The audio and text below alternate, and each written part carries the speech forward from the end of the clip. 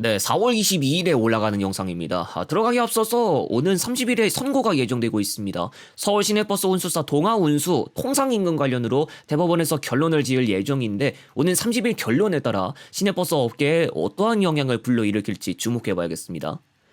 기아차는 공식적으로 단산을 한다는 이야기를 단 한 번도 낸 적 없지만 소문은 너무 무성해서 논란의 대상으로 떠오르고 있는 기아 그랜버드와 관련해 정부에서도 나서기 시작했습니다. 전국 전세버스 공제조합이 기아차의 사업용 대형 자동차 출고 계약 취소 현황을 조사했고 6개 지역에서 15개 사업자들이 최근 3년 안에 계약한 차량 중 최소 50대가 출고 취소됐다고 했고 세우는 생산 중단이라고 사업자들이 밝혔습니다. 지난 21일 국토교통부가 버스 차량 수급 상황 점검회의를 소집했고 여기에 대도시권 광역교통위원회, 서울시, 경기도 운수업계, 현대와 기아 등이 참석했습니다. 여기에서는 차종별 제조사 공급 및 증산 계획, 차량 만료에 따른 수요량 점검과 전기 수소버스 등 친환경 차량 전환을 위한 지원 방안 등이 논의된 것으로 알려지고 있습니다. 사실 반조립이나 순중국산까지 포함할 수도 있겠지만 전기나 수소버스를 전혀 못 쓰는 건 아닙니다. 고속시외버스나 전세버스가 디젤을 쓸 수밖에 없는 건 이유가 있는 법이죠. 이건 같은 상용차에 해당하는 대형 트럭에서도 어느 정도 힌트를 얻을 수 있는 게 결국 거리가 길든 짧든 어느 노선에서라도 크게 문제없이 운행할 수 있으려면 효율을 챙겨야 하죠. 최근 KD 운송그룹에서 중국산 전기버스를 들여서 운행하는 경우를 볼 수는 있는데 초단 거리에서 못 벗어나고 있죠. 수소버스도 몇몇 운수사는 들었지만 역시 짧은 거리 운행을 통해서만 만족해야 하는 실정입니다. 충전 인프라도 많이 문제되고 있고 냉난방을 하면서 나빠지는 거리 효율도 발목 잡고 있습니다. 조금만 있으면 여름이라 에어컨을 사용해야 하는데 이때 전기버스만 해도 배터리 사용량이 더 늘어나 버리는 까닭에 주행 가는 거리가 증발해 버리죠. 기름으로 움직이는 차량에 비해서 완충까지 걸리는 시간은 길다는 것도 한몫하고 있습니다. 수입산 버스를 생각한다면 당장 전기버스 중국산이라는 예가 있긴 하지만 이전에도 광역버스나 일반 시내버스에서 수입산 차를 운행했다가 공급망이나 정비에서 문제되면서 관리하기가 쉽지 않다는 문제점이 지적되기도 했죠. 운수사한테 책임이 있다고 여겨지겠지만 창문 하나 수리받으려고 해도 유리 공급이 더딘 편이거나 한때는 엔진 이슈도 보고되기도 했죠. 역사적으로 우리나라가 수입산 버스에 대인 게 한두 번이 아니었습니다.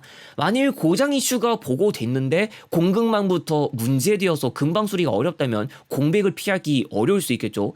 한편 전세버스 일부에 중국 차리완다 모델이 운행되는 것으로 전해지고 있는데 이것 또한 어떨지 지켜봐야 할 것으로 보입니다. 하루 4회 운행하던 시외버스 동서울 군위 구간이 5월 1일부로 휴업을 예정하고 있습니다.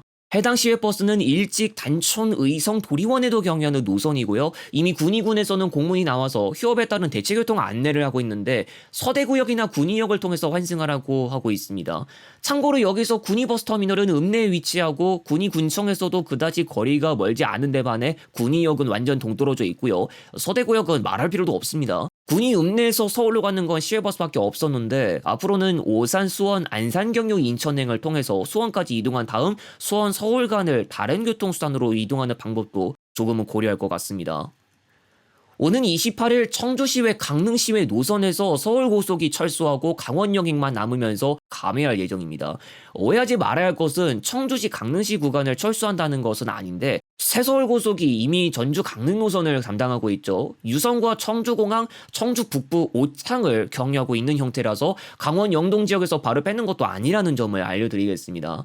그리고 그 전날 전업 광주 간 직통시외버스의 우등이 좀 더 배차될 예정인데 앞으로는 하루 5회를 제외하고 모두 우등이라는 점을 참고하시면 되겠습니다.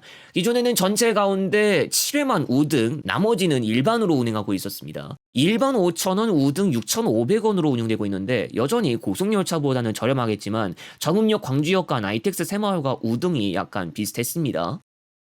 업적에 따르면 대전고법 제3형사부는 39세 A씨에게 징역 6개월형을 선고유예하고 보호관찰을 명령했습니다. A씨는 지난해 1월 11일 밤 대전역에 진입하던 서울행 KTX를 향해 뛰어드는 기차 교통 방해 혐의를 받았습니다. 당시 A씨가 KTX와 부딪혔고 이후 구조활동, 초동 수사, 열차 상태 점검, 기관사 상태 확인 등을 위해 22분간 운행이 중단됐습니다. A씨는 구급대원에게 통증이나 불편한 곳은 없다면서 이송을 거부한 것으로 알려졌습니다.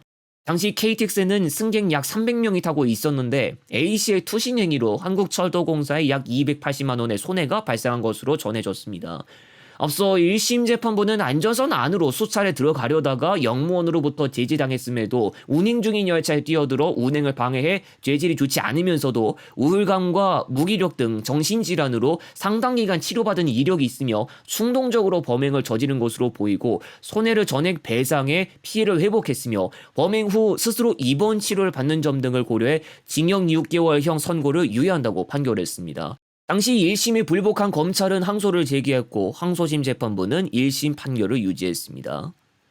금융감독원 전자공시 시스템에 따르면 한국거래소 코스닥시장본부가 다원시스에 대해서 지난 21일 불성실 공실법인으로 지정되며 공시 규정에 따라 벌점을 부과받은 경우로서 최근 1년 내 누계 벌점이 15점 이상일 경우 해당된다고 알렸는데, 규정에 따르면 최근 1년 이내 누계 벌점이 15점 이상이면 상장 적격성 실질 심사 사유가 발생합니다.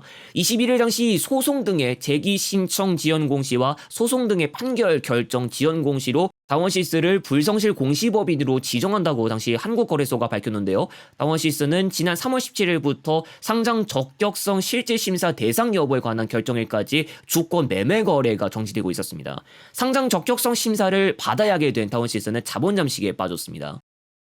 인천공항 충주 에피소드가 예정되고 있습니다. 그동안 공개했던 인천공항 착발 에피소드는 모두 인천공항 착발 KTX가 적어도 운행됐던 지역들이었는데, 이번엔 그와 반대로 충주편을 공개한다는 점을 알려드리겠습니다.